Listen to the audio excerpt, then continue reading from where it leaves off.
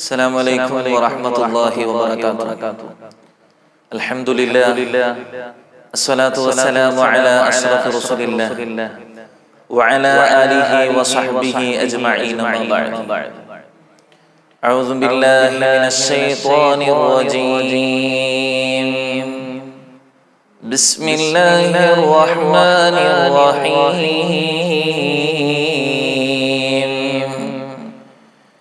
إنا أنزلناه قرآنا عربيا لعلكم تعقلون.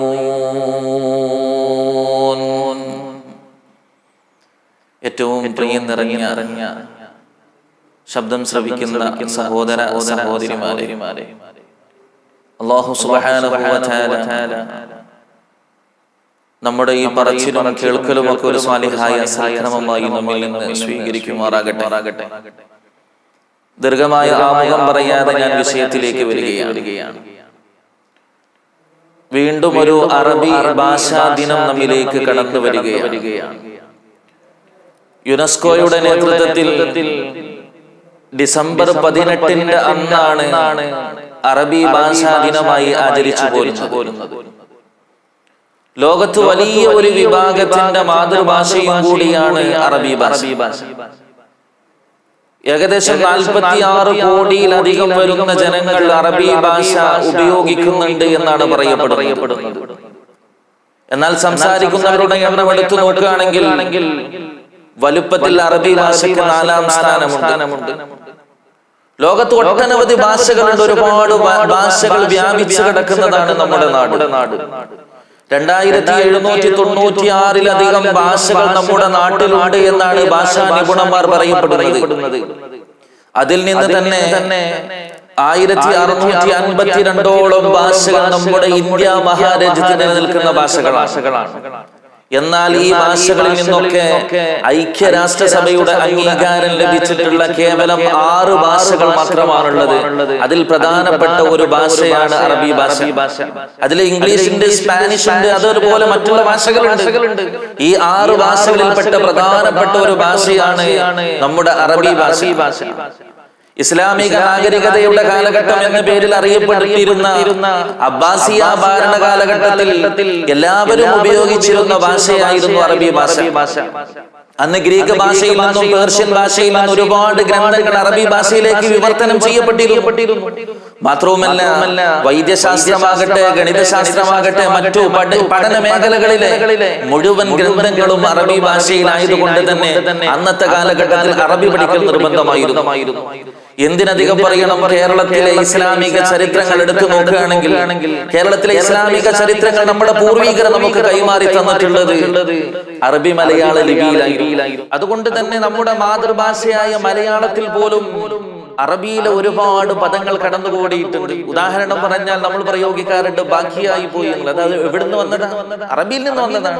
അതുപോലെ തന്നെ വക്കീല്, തഹസീൽദാർ, അതുപോലെ റദ്ദ് ചെയ്യുക, ഖാലിയായി എന്നൊക്കെ നമ്മൾ പറയാറുണ്ട്. ഒക്കെ ഖാലിയായി പോയി, അല്ലെങ്കിൽ ഹലുവ എന്നുള്ള പ്രയോഗമൊക്കെ നടത്താറുണ്ട്. ഇതൊക്കെ അറബി ഭാഷയിൽ നിന്ന് മലയാളത്തിലേക്ക് കയറി കൂടിയതാണ്. നമ്മുടെ ഇന്ത്യയിൽ ഉപയോഗിക്കുന്ന പ്രധാനപ്പെട്ട ബഹുഭൂരിഭാഗം ആളുകൾ ഉപയോഗിക്കുന്ന ഒരു വാക്കാണ്, ഒരു ലാംഗ്വേജ് ആണ് ഹിന്ദി എന്നുള്ളത്. ഹിന്ദിയും ഉറുദും അറബിയുമായി വല്ലാത്ത ബന്ധമുണ്ട്. ഉറുദുവിന്റെ ലിപി തന്നെ അറബിയുമായി ബന്ധപ്പെട്ട് നിൽക്കുന്നതാണ്. ഹിന്ദി ഭാഷ, അറബിയിലെ ഒരുപാട് പദങ്ങൾ ഹിന്ദിയിലുണ്ട്. അറബി മാറ്റി നിർത്തിയാൽ ഹിന്ദിക്ക് നിലനിൽപ്പില്ല എന്ന് വേണം പറയാൻ. എന്നാൽ വിശ്വാസികളായ നമുക്ക് അറബി ഭാഷ കേവലം ഒരു ഭാഷ മാത്രമല്ല, വിശുദ്ധ ഖുർആനിന്റെയും അതുപോലെ തന്നെ ആദരവായ പ്രവാചകൻ നബി മുഹമ്മദ് മുസ്തഫ സല്ലല്ലാഹു അലൈഹി വസല്ലമ തങ്ങളുടെയും ഭാഷയാണ്. അതുകൊണ്ടാണ് റസൂലുള്ളാഹി സല്ലല്ലാഹു അലൈഹി വസല്ലമ വിശ്വാസികളായ നമ്മളോട് പറയുന്നത്, അഹിബ്ബുൽ അറബ ലിസലാസിൻ, അറബിയെ 3 കാരണത്താൽ നിങ്ങൾ സ്നേഹിക്കണം. അറബി ഭാഷയെ 3 കാര്യങ്ങൾ കൊണ്ട് നിങ്ങൾ സ്നേഹിക്കണം. ഒന്നാമതായി റസൂലുള്ളാഹി തങ്ങൾ പറയുന്നു, ലിഅന്നി അറബിയു, ഞാനൊരു അറബിയാണ് എന്ന അടിസ്ഥാനത്തിൽ നിങ്ങൾ അറബി ഭാഷയെ സ്നേഹിക്കണം. അതുപോലെ തന്നെ വൽ ഖുർആൻ ഖുർആനു അറബിയ്യുൻ, ഖുർആൻ അറബി ഭാഷയിലാണ് ഇറക്കിയിട്ടുള്ളത്. അതുകൊണ്ട് നിങ്ങൾ അറബി ഭാഷയെ ബഹുമാനിക്കണമെന്ന് പുണ്യ റസൂൽ സല്ലല്ലാഹു അലൈഹി വസല്ലം. അറബി ഭാഷയുടെ സൗന്ദര്യം ആസ്വദിക്കണമെങ്കിൽ അത് ഖുർആൻ പഠിക്കണം. അറബി ഗ്രന്ഥത്തിലെ അറബി സാഹിത്യ ഗ്രന്ഥം ഏറ്റവും ഉന്നതമായ സാഹിത്യ ഗ്രന്ഥം ഏതെന്ന് ചോദിച്ചാൽ യാതൊരു ആശങ്കയും കൂടാതെ പറയണം, അത് പരിശുദ്ധമാക്കപ്പെട്ട ഖുർആനാണ്. അറബി ഭാഷയ്ക്ക് വല്ലാത്ത ഭംഗിയുണ്ട്. മലയാള പരിഭാഷ എടുത്ത് പഠിച്ചാൽ ഒരിക്കലും അറബി ഭാഷയുടെ ഭംഗി മനസ്സിലാകില്ല. അതുകൊണ്ട് തന്നെ ആ ഭാഷയുടെ ഭംഗിയും സൗന്ദര്യവും മനസ്സിലാക്കിക്കൊണ്ട് അതിന്റെ ആശയ വിശാലതയും അതിന്റെ അർത്ഥ വിശാലതയും മനസ്സിലാക്കിക്കൊണ്ടാണ് അല്ലാഹു സുബ്ഹാനഹു വ തആല അറബി ഭാഷയിൽ തന്നെ പരിശുദ്ധമാക്കപ്പെട്ട ഖുർആൻ ഇറക്കിയത്.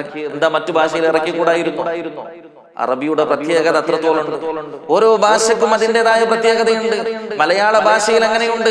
ബഷീറിന്റെ നോവലുകളൊക്കെ എടുത്തു നോക്കുമ്പോൾ നമുക്ക് കാണാൻ സാധിക്കും ബഷീറിന്റെ ചില പ്രയോഗങ്ങൾ, ആട് കടിച്ചു കയറുന്ന രംഗങ്ങളൊക്കെ പറയുന്നുണ്ട്. അത് മലയാളത്തിൽ മാത്രം പ്രയോഗിക്കാൻ പറ്റുന്നതാണ്.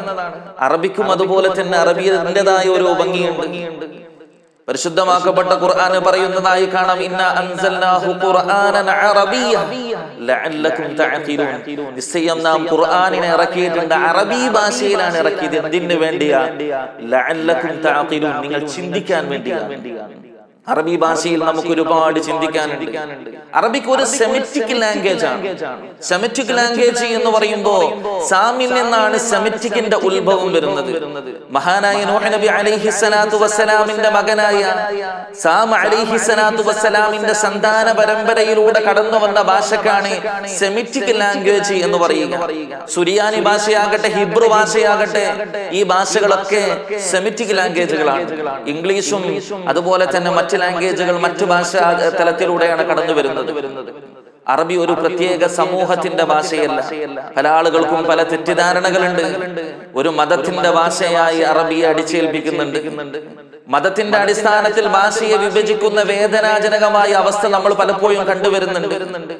ഓരോ മതത്തിനും ഓരോ ഭാഷ ഏൽപ്പിച്ചു കൊടുത്തിരിക്കുകയാണെന്ന് സമൂഹം. അത് ഗൗരവത്തോടു കൂടി കാണേണ്ടതുണ്ട്. ക്രിസ്ത്യാനിയാണെങ്കിൽ അവന് ഗ്രീക്കും സുറിയാനിയും അവന്റെ ഭാഷയാണ്. അതുപോലെ തന്നെ ബുദ്ധനാണെങ്കിൽ പാലി ഭാഷ ബുദ്ധന്റെ ഭാഷയാണ് എന്ന് പറയാറുണ്ട്. ഹിന്ദുക്കളാണെങ്കിൽ സംസ്കൃതം ഹിന്ദുവിന്റെ ഭാഷയാണ് എന്ന് പറഞ്ഞ് സംസ്കൃതം ഹിന്ദുക്കളുടെ മേൽ അടിച്ചേൽപ്പിക്കാറുണ്ട്. എന്താ ഈ സംസ്കൃതം മുസ്ലിങ്ങളായി നമുക്ക് പഠിച്ചൂടെ? അറബി ഭാഷയാണെങ്കിലും ഉറുദു ഭാഷയാണെങ്കിലും അത് മുസ്ലിങ്ങളുടെ ഭാഷയാണ് എന്ന് പറഞ്ഞ് ഭാഷയെ പോലും മതത്തിന്റെ പേരിൽ അടിച്ചേൽപ്പിക്കുന്ന ഒരു അവസ്ഥയിലെത്തിയിട്ടുണ്ട്. ഭാഷയെ എന്തിനാണ് നമ്മൾ മതത്തിന്റെ പേരിൽ അടിച്ചേൽപ്പിക്കുന്നത്? അറബി ഒരിക്കലും ഒരു മതത്തിന്റെ ഭാഷയായി കാണേണ്ടതില്ല, മറിച്ച് എല്ലാവരുടെയും ഭാഷയാണ്. ലബനാനിലെ 40% വരുന്ന ക്രിസ്ത്യാനികൾ ഉപയോഗിക്കുന്ന ഭാഷ ഏതാണെന്ന് ചോദിച്ചാൽ അവരുടെ ഭാഷ അറബിയാണ്. മാത്രവുമല്ല, നമ്മുടെ ഏറ്റവും അടുത്ത ഗൾഫ് രാജ്യമായ ഒമാനിലെ ഹിന്ദുക്കൾ ഉപയോഗിക്കുന്ന അവരുടെ മാതൃഭാഷ അറബിയാണ്.